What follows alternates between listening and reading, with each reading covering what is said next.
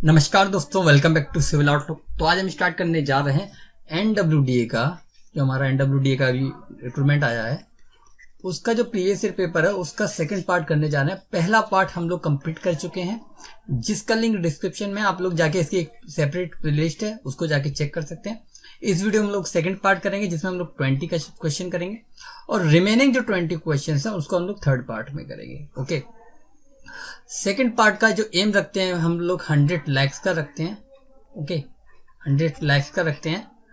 अगर आपके 100 likes complete हो जाते हैं तो उसके बाद हम लोग तीसरा पार्ट भी लेके आएंगे। ओके, तो 1 बाय 1 क्वेश्चन को पढ़ते हैं, हर एक क्वेश्चन को डिटेल में करेंगे। उस जितने पॉइंट आपके सामने रखे जा सकते हैं उसके फ्यूचर पॉइंट ऑफ व्यू से भी वो भी रखे जाएंगे। ठीक है, देखिए अभी सिलेबस कंफर्म नहीं है। ठीक है, इन्होंने ऑफिशियली ये भी नहीं बोला है कि सिलेबस ये होने वाला है ये होने वाला है, लेकिन जो अभी चल रहा है कि प्रीवियस जो सिलेबस है उसी के बेसिस पे सब लोग लेके चल रहे हैं कि वही सिलेबस होने वाला है।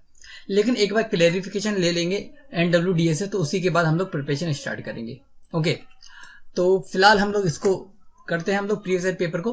ओके, तो पहला क्वेश्चन क्या कहता है, आइडेंटिफाई द इनकरेक्ट। पूछ क्या रहा है आपसे, ये फोकस करना है, इनकरेक्ट पूछ रहा है। Statement among the below mention. ठीक है, इनमें से आपको क्या 4 स्टेटमेंट में से जो गलत है वो आपको चेक करना है कि भाई ये गलत है।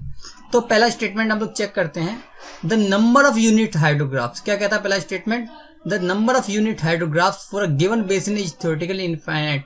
इनफाइनाइट हो सकते हैं कि नंबर ऑफ यूनिट हाइड्रोग्राफ क्या है कि 1 सेंटीमीटर डेप्थ के लिए जो डायरेक्ट रन ऑफ हाइड्रोग्राफ है उसमें जो डेप्थ है वो कितनी होनी चाहिए, 1 सेंटीमीटर होनी चाहिए, यानी एन की वैल्यू 1 सेंटीमीटर होती है उस केस में। ठीक है, तो इनफाइनाइट हो सकता है ना, कोई लिमिट हो रही है कि बारिश एक मान लो कि 100 mm होगी, 10 mm होगी, तो इनफाइनाइट होती है क्योंकि यूनिट है ना। 1 mm ले लो, कोई 1 सेंटीमीटर ले लो, ओके, 1 मिलीमीटर ले लो, तो ये इनफाइनाइट हो सकती है, इसका कोई फिक्स नहीं है। ठीक है, सही है ये। सेकंड देखते हैं, द रेन गेज। क्या बोला है, द रेन गेज। सेकंड देखते हैं, the rain during specified duration is called unit storm. तो ये भी ठीक है।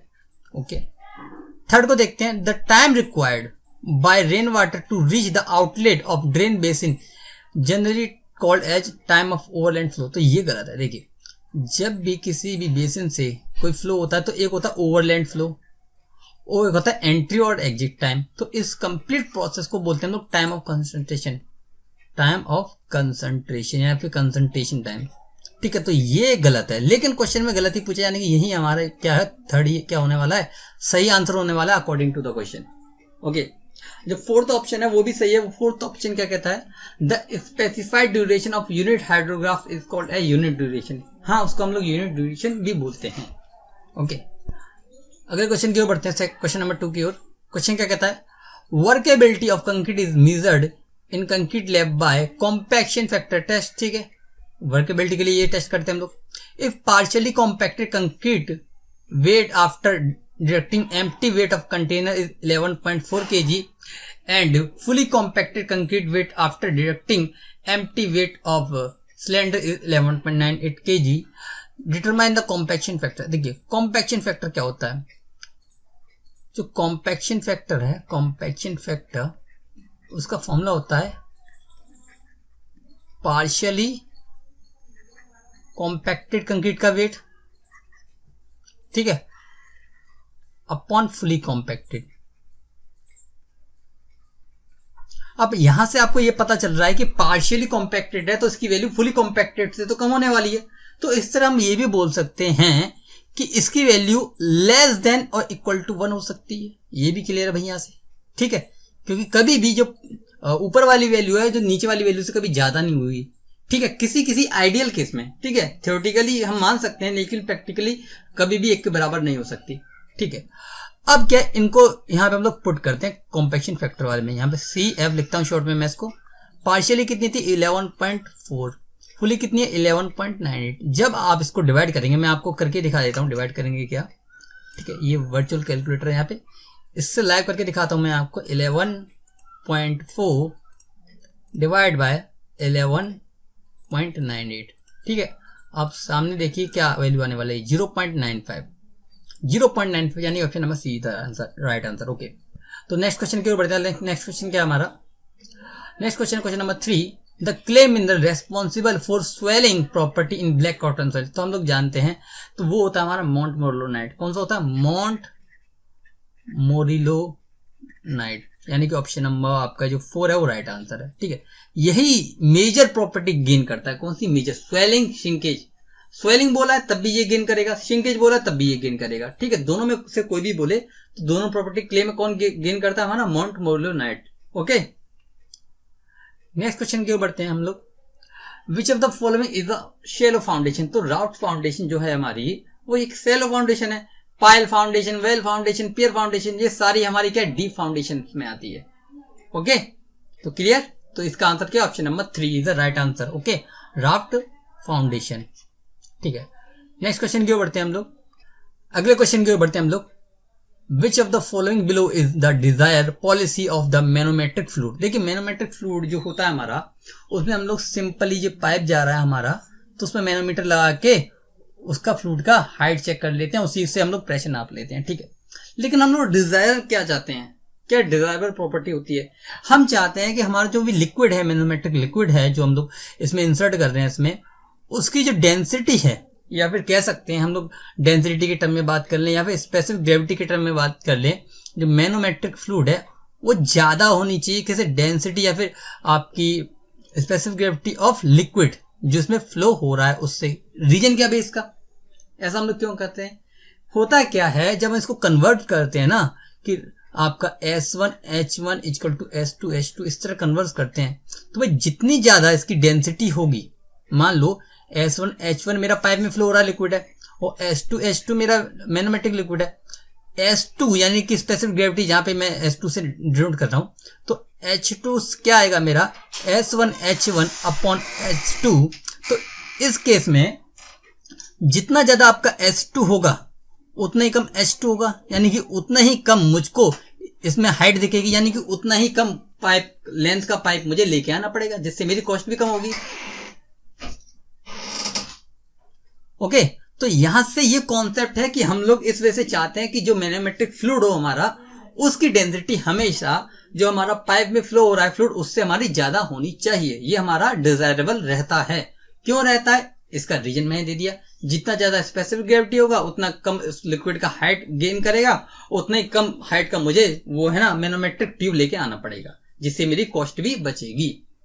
ओके, चलो, तो option number 3 is the right answer. Logic क्या है ये भी मैंने आपको यहां पे समझा दिया है। नेक्स्ट क्वेश्चन की ओर बढ़ते हैं। नेक्स्ट क्वेश्चन क्या कहता है हमारा? अगला क्वेश्चन है, the sedimentation analysis for particle size distribution is adopted for the soil particles finer than. देखिए, 75 माइक्रोन से अगर फाइनर है, कम है, तब हम उसको अडॉप्ट करते हैं, अदरवाइज नहीं करते हैं। तो आंसर क्या होने वाला? आंसर होने वाला ऑप्शन नंबर 3। बहुत इंपॉर्टेंट क्वेश्चन है, ठीक है, क्योंकि AJE में क्या है, आपका जो थ्योरेटिकल बेस जो डाटाबेस क्वेश्चन है वो बहुत ज्यादा बनते हैं। ठीक है, वहीं गेट अगर की बात करें तो वहाँ ऐसे क्वेश्चंस बहुत ही कम परसेंटेज में देखने को मिलते हैं, लेकिन AJE की बात करें तो 80 to 90% क्वेश्चन इन्हीं पे बनते हैं। ठीक है, डाटाबेस पे, तो ये आपको ध्यान रखने हैं। ओके, अब बात करते हैं हम लोग नेक्स्ट क्वेश्चन की। अगला क्वेश्चन क्या कहता है हमारा? At shrinkage limit the degree of saturation in percentage of soil. देखो, परसेंटेज में बोला है तो 100 होगी, 0 से 100 के बीच में।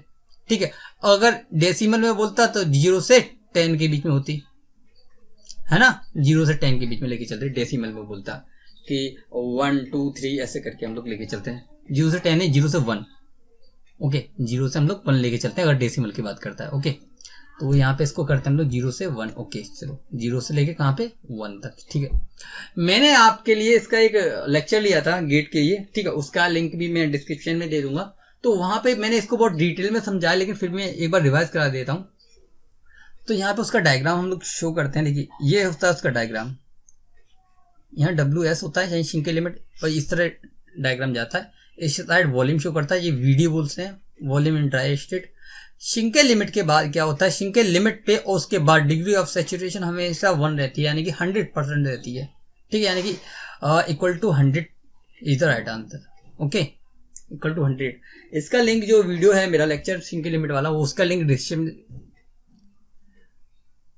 जो शिंके लिमिट वाला लेक्चर है उसका लिंक मैं डिस्क्रिप्शन में दे दूंगा, जिनको वो वीडियो देखनी है। क्योंकि क्यों होता है, किस तरह होता है, उसको डिटेल में मैंने वहां पे समझाया गया है, ठीक है। देखिए यहाँ पे थर्ड है वो राइट आंसर है। बहुत से क्वेश्चन आपको ऐसे देखने को मिलेंगे जो हैं तो सही, ठीक है, लेकिन उनके आंसर गलत है। ओके, तो यहाँ पे अब देखते हैं हम लोग बाकी क्वेश्चंस को। चलो, तो नेक्स्ट क्वेश्चन क्या कहता है हमारा, in an ogee shaped spillway the discharge is proportional to. तो यहाँ पे ये राइट आंसर है कि Q वो डायरेक्टली प्रोपोर्शनल होता है h की पावर 3/2। ये तो स्पिलवे का हो गया, लेकिन चैनल्स की बात करें, क्योंकि चैनल्स में आपको मेजरली दो और टाइप पूछे जाते हैं, एक रेक्टेंगुलर नॉच का पूछा जाता है, एक आपका ट्रायंगुलर नॉच का पूछा जाता है। तो इनके भी फॉर्मूले आपको नॉलेज में होने चाहिए। 3/2 यानी कि 1.5 यानी कि option number 1 is the right answer. लेकिन जो आपका रेक्टेंगुलर नॉच है और वी नॉच यानी कि जो ट्रायंगुलर नॉच है, उन दोनों के भी आपको नॉलेज में होने चाहिए। तो जो हमारा रेक्टेंगुलर नॉच है, अगर इसकी हाइट h है तो इसके लिए डिस्चार्ज का फॉर्मूला क्या होता है हमारा, और इसकी विड्थ में b मान लेता हूं, तो इसके लिए डिस्चार्ज का फॉर्मूला होता है हमारा 2/3 CD B/2G h की पावर 3/2, ठीक है। वी नॉच के लिए क्या होता है, Q इक्वल टू आपका 8/15। ये बहुत ज्यादा इंपॉर्टेंट है, ये भी इंपॉर्टेंट है, ये भी इंपॉर्टेंट है, ठीक है। ओके, CD tan θ/2, इसको याद रखना, θ/2 है यहाँ पे, ठीक है, इंटू 2G, उसके बाद आता है आपका h की पावर 5/2। ओके, तो ये भी फॉर्मूले आपको याद रखने चाहिए। ओके, बहुत क्वेश्चन में प्रोपोर्शनल पूछा जाता है, कहीं इन दोनों के फॉर्मूले भी पूछे जाते हैं, तो उसको भी आपको ध्यान रखना है। ओके, नेक्स्ट क्वेश्चन की ओर बढ़ते हैं हम लोग। तो नेक्स्ट क्वेश्चन देखते हैं हम लोग, इंपॉर्टेंट क्वेश्चन है। देखिए इसमें क्या डाटाबेस है, यहाँ पे अगर आपको डाटा याद है तो आप इस क्वेश्चन को कर लोगे यहाँ से, ठीक है। इसको डिलीट करते हैं हम लोग, सबको डिलीट करते हैं यहाँ से, ठीक है, समझ लिया होगा आपने। नेक्स्ट क्वेश्चन को समझते हैं। ये डाटाबेस है, यहाँ पे आपको फॉर्मूला तो नॉलेज में होना चाहिए, एक स्टैटिक वैल्यू है वो भी आपको याद में होनी चाहिए। उसको देखते हैं हम लोग क्या है। देखिए क्वेश्चन क्या बोलता है, उसको पढ़ते हैं पहले हम लोग। A reservoir with surface area of 300 hectare, ठीक है, किसमें है, हेक्टेयर में। चलो, has a water temperature of 30 degree Celsius, कितना, 30 डिग्री सेल्सियस, ठीक है। ह्यूमिडिटी कितनी है, 50% है। विंड वेलोसिटी कितनी है, 12 kmph है, और ठीक है, of 1 metre above the ground, okay. And mean barometer reading of 750 mm mercury, ठीक है। Calculate the daily evaporation using Meyer formula, ठीक है, मेयर फॉर्मूला देखना।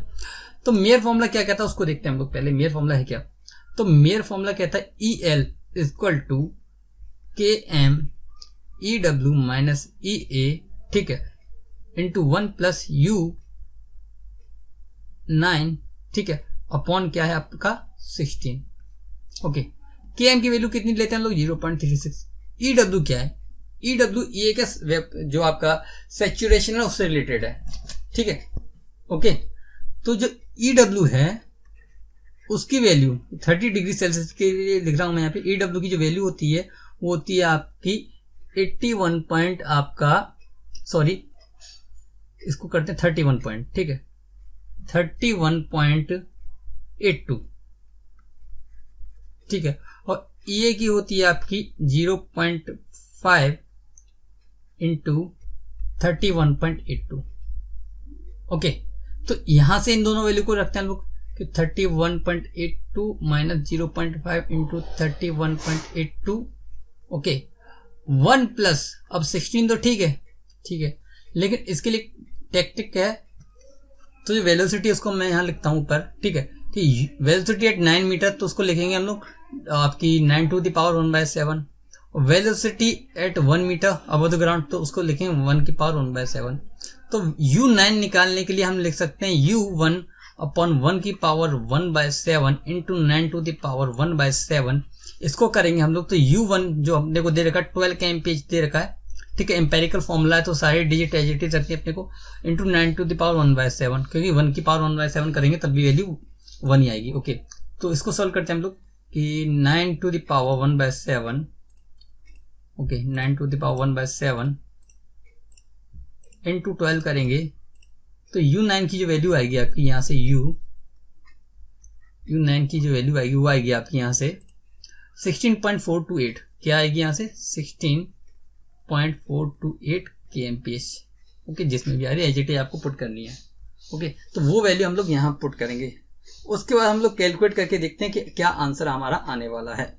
ओके, तो मैं यहाँ पे ये सारी वैल्यूज पुट करता हूँ। यहाँ पे कितनी वैल्यूज रखनी है अपने को, यहाँ पे मैं शो कर देता हूँ आपको, रख के सारा डाटा कैलकुलेशन करके यहाँ पे रखेंगे 16.428। इसको हम लोग अब कैलकुलेट करते हैं तो देखते हैं क्या आंसर आता है हमारा। ओके, तो ये वैल्यू आएगी, इसको 16 से डिवाइड करते हैं, +1 करेंगे इंटू 0.36। ओके, इसके बाद देखते हैं कि 31.82 minus 0.5 into 31.82 into memory read जो था हमारा वैल्यू, तो उसके बाद जो आंसर आएगा वो 11.60 आ रहा है। क्या आ रहा है? 11.60, जो कि कहीं ना कहीं अप्रोक्स में हमारा 11.66 के इक्वल है। सबसे करीब कितना है? 11.66, यानी कि ऑप्शन नंबर 1 जो है हमारा, वो क्या हमारा राइट आंसर है। ओके, जेई लेवल पे बच्चे इतना नहीं कर पाएंगे क्योंकि इतना बड़ा फॉर्मूला, वो इंपेरिकल फॉर्मूला, उसको याद रखना, फिर इतना कैलकुलेशन करना, ऊपर से ये जो डिजिट्स है, डाटा है, वो याद रखना आप। ठीक है, तो ये कहीं ना कहीं टिपिकल हो जाता है, तो बच्चे इस क्वेश्चन को स्किप कर देते हैं, तो ये अच्छा रहता है, क्योंकि क्वेश्चन उनसे बनना भी नहीं होता इतना टिपिकल। ठीक है, क्योंकि इतना बड़ा फॉर्मूला याद करना, ऊपर से इतना डिटेल्स याद रखना, तो टिपिकल हो जाता है। ओके, तो अगले क्वेश्चन की ओर बढ़ते हैं हम लोग। क्या है नेक्स्ट क्वेश्चन? क्या कहता है हमारा? Hydrograph of direct run off. Direct run off को बोलते हैं हम शॉर्ट में DRH। ठीक है, due to 1 centimetre effective rainfall over a catchment area 4 unit duration is called at, तो उसको बोलते हैं यूनिट हाइड्रोग्राफ। ठीक है, यूनिट हाइड्रोग्राफ। ओके, तो चलिए बढ़ते हैं नेक्स्ट क्वेश्चन की ओर। अगले क्वेश्चन को देखते हैं। अगला क्वेश्चन क्या कहता है हमारा? Irrigation water conveyed to the land by means of gravity flow indicates which of the following type of irrigation. जब हम लोग इरिगेशन करते हैं ग्रेविटी के थ्रू, तो उसको बोलते हैं हम लोग फ्लो इरिगेशन।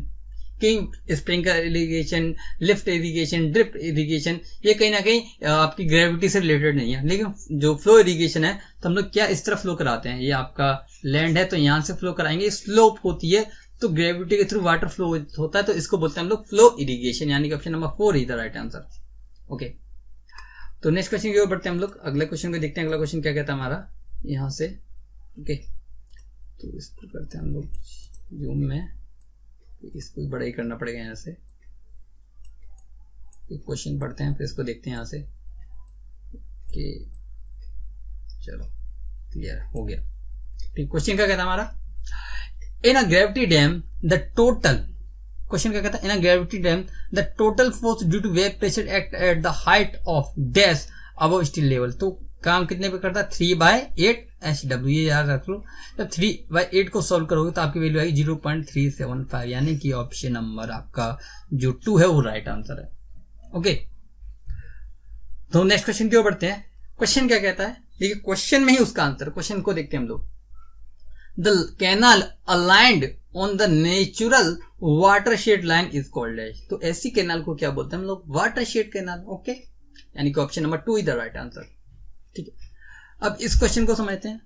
ये भी क्वेश्चन कहीं ना कहीं टिपिकल है। ठीक है, इसको जरा बड़ा करके तब इसको समझेंगे क्वेश्चन को। ये क्वेश्चन भी कहीं ना कहीं टिपिकल है। देखिए, यहाँ आपको क्या फाई इंडेक्स निकालना है। क्या निकालना है? फाई इंडेक्स निकालना है। लेकिन उससे पहले हमको क्या है, डब्ल्यू इंडेक्स चेक करना पड़ता है कि डब्ल्यू इंडेक्स क्या है। ठीक है, तो पहले हम लोग जानते हैं कि क्या क्या डाटा हमको दे रखा है। ठीक है, कि क्या बोला है? अ स्टॉर्म ऑफ 150 mm प्रेसिपिटेशन, यानी कि जितना भी प्रेसिपिटेशन है टोटल कितना 150 mm है। ठीक है, produce a direct run of, यानी कि जितना भी रन ऑफ हो रहा है कितना हो रहा है? 8.7 सेंटीमीटर। ठीक है, यानी इन दोनों का जो डिफरेंस होगा वो लॉस होगा।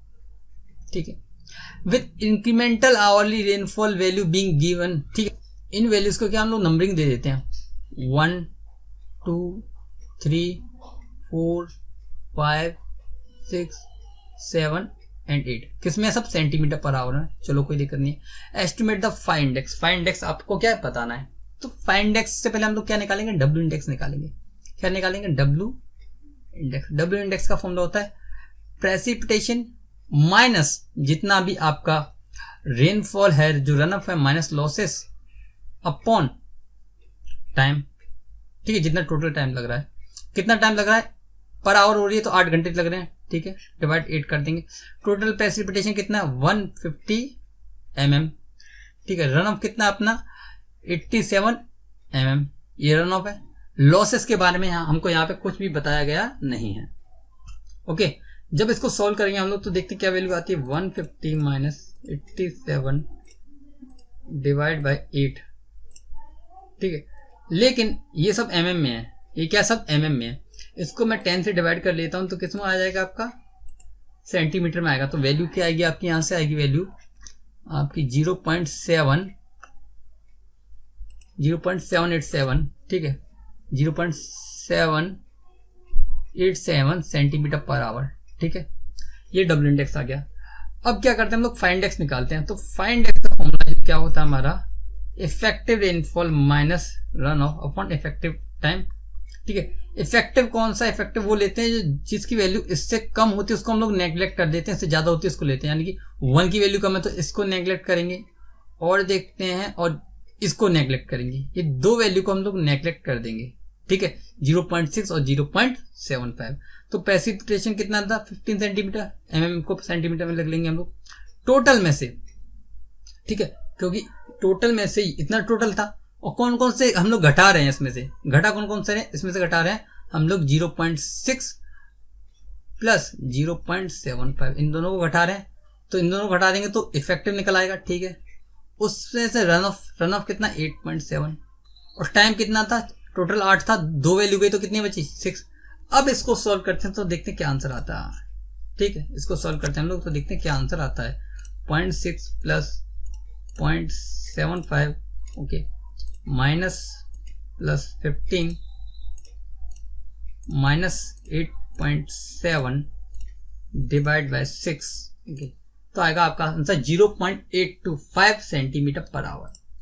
ओके, क्या रहा आपका आंसर, इससे ये वैल्यू आ रही है आपके यहाँ 0.825 सेंटीमीटर पर आवर। तो इसका आंसर आएगा आपका ऑप्शन नंबर 4। ओके, तो चलिए बढ़ते हैं नेक्स्ट क्वेश्चन की ओर। अगला क्वेश्चन क्या कहता है हमारा, अगले क्वेश्चन को देखते हैं हम लोग। The reason for adding gypsum in cement. तो जिप्सम जब हम ऐड करते हैं हम लोग तो वो क्या करता है, वो जो एल्यूमिनियम है उसके साथ एक कंपाउंड बनाता है, जिससे क्या होता है, जो एल्यूमिनियम है वो रिएक्ट नहीं कर पाता, अपनी जो रिएक्शन है उसको स्लो कर देता है कहीं ना कहीं। ठीक है, जिससे जो फ्लैश सेट है वो ना हो। तो जिप्सम का काम क्या होता है, उसके ऑप्शन के अकॉर्डिंग हम लोग चेक करेंगे। पहला क्या कहता है option, to increase the heat of hydration, तो ये तो कहीं मैच नहीं करता। टू अवॉइड फ्लैश सेट, ठीक है, ये तो सही है। थर्ड को देखते हैं, to increase the rate of hydration, ये तो कम करता है ना। To decrease the soundness of cement, तो इससे कहीं रिलेशन नहीं है। तो ऑप्शन नंबर जो 2 है वो एक राइट आंसर है। ओके, अगले क्वेश्चन को चेक करते हैं हम लोग। अगला क्वेश्चन क्या कहता है, उससे पहले इसको थोड़ा साइज को बड़ा कर लेते हैं। ओके, ठीक है, इसको थोड़ा साइज को यहाँ से बड़ा कर लेते हैं, फिर इस क्वेश्चन को हम लोग देखेंगे। ओके, चलो, तो क्वेश्चन क्या कहता है हमारा, for pure cohesive soil the value of bearing coefficient NC is, तो उसको 5.7 लेके चलते हैं। 5.7 लेते हैं हम लोग। अगर बाय डिफॉल्ट आपसे बोला है तो 5.7 लेंगे। अगर आपको इंडिकेट किया है, क्योंकि इसकी 2 वैल्यूज होती है। ओके, एक टसदागी के लिए होती है जो कि 5.7 है। अगर पेंडलिट के लिए बोलेगा तो कितनी होती है आपकी 5.14। तो ये दोनों ही आपको याद रखनी है।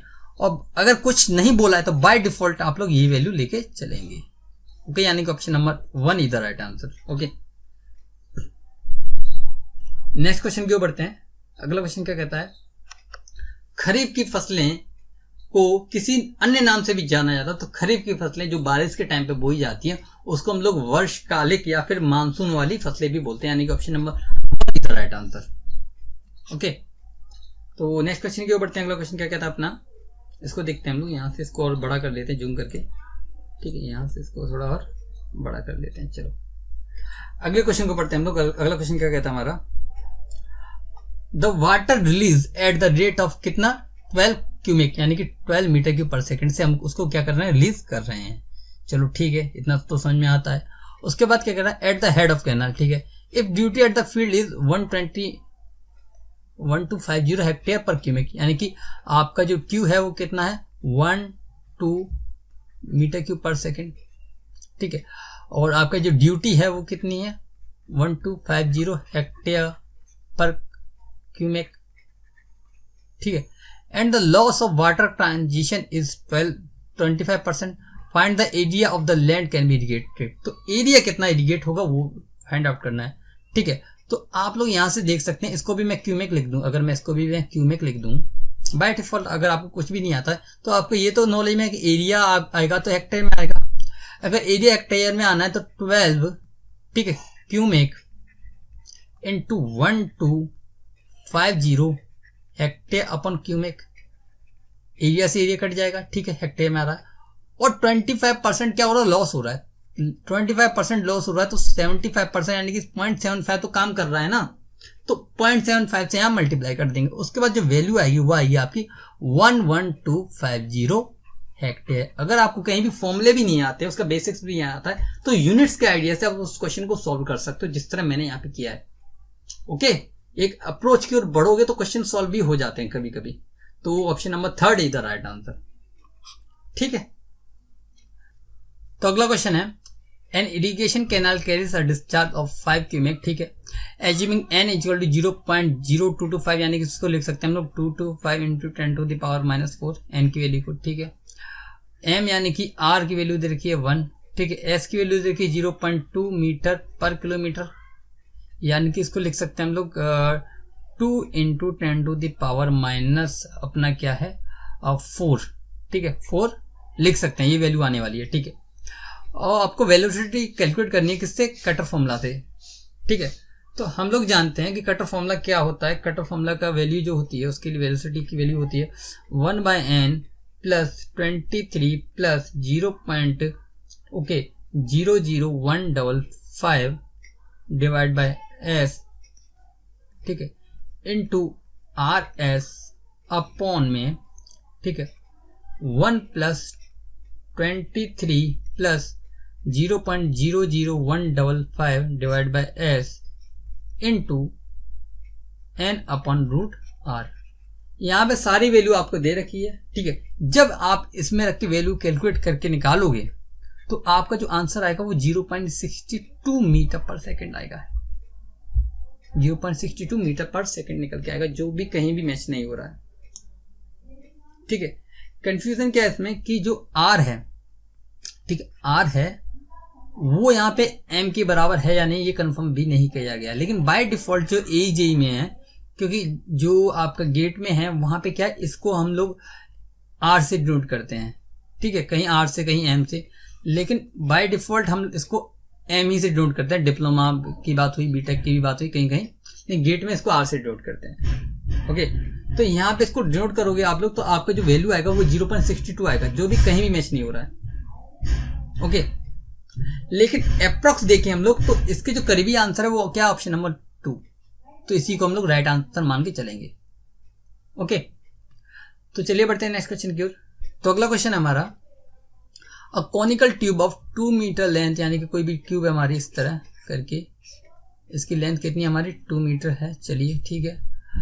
Fix vertically with its smaller and upward, यानी कि ये इस तरह नहीं है, ये इस तरफ फिक्स है, ठीक है, इस तरह आपका है, इस तरह अपवर्ड वर्टिकली, ठीक है। लेंथ कितनी मान ली मैंने 2 मीटर मान ली, ठीक है, अपवर्ड। यहाँ पे क्या ये मेरी फिक्स है, चलो फिक्स मान लिया। The velocity of flow at smaller end is 5 metre per second wide at the lower end, यानी कि लोअर एंड, यानी कि अगर इसको हम लोग स्मॉलर एंड माना, हमने स्मॉल माना है, तो यहाँ जो वेलोसिटी है वो कितनी मेरी 5 मीटर पर सेकेंड है, और दूसरे को माना हमने lower end is 2 metre per second, यहाँ पे 2 मीटर पर सेकेंड है, ठीक है।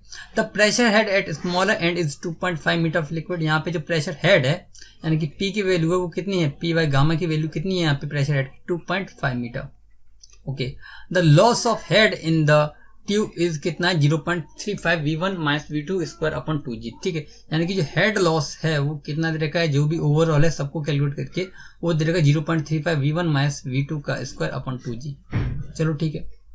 What will be the pressure head at the lower end if the flow occurs in the downward direction? अगर डाउनवर्ड डायरेक्शन में फ्लो हो रहा है तो यहाँ पे जो टोटल हेड H1 है और यहाँ पे टोटल हेड H2 है, तो जो टोटल हेड H1 है वो ज्यादा होगा H2 से, ठीक है।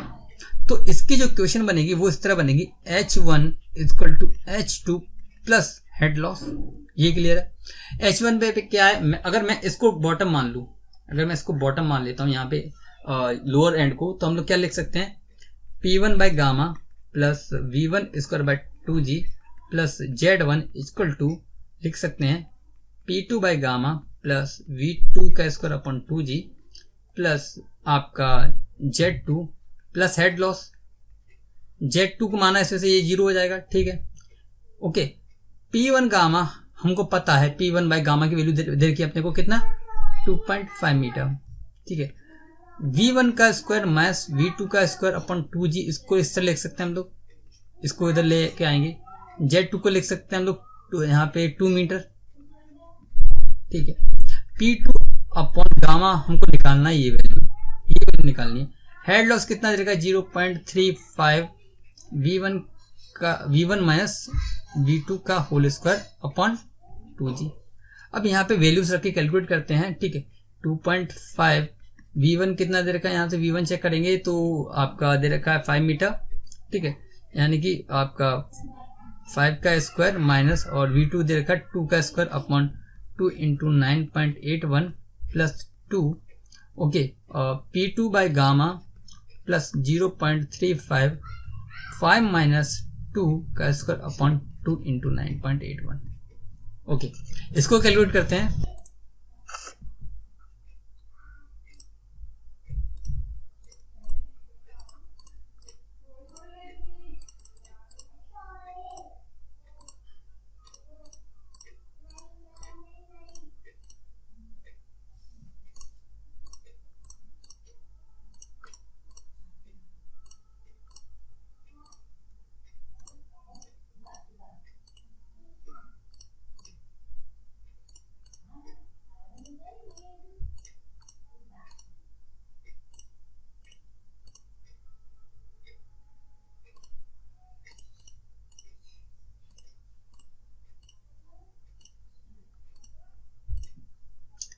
तो उसको कैलकुलेट करने के बाद आपका जो आंसर आएगा वो आएगा 5.409, ओके।